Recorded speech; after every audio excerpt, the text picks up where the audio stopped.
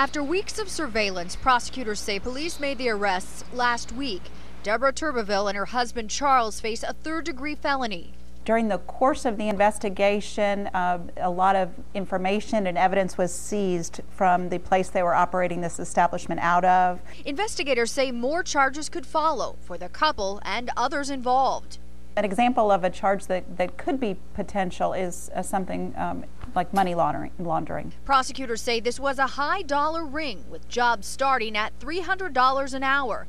Defense attorneys for the couple are saying little about the allegations. First of all, I obviously have met with both of the clients, with both Charles and Deborah, but to go into the facts of the case would be highly inappropriate, and I'm not going to go into any of the particular facts of the case right now. Neighbors who live near the couple's West Houston home say they never saw anything unusual or suspected anything illegal. I only met the man one time at a garage sale that my mom and I were having one time, and he came by with his 2 kids, and I would have never expected a family with children to even do something like that.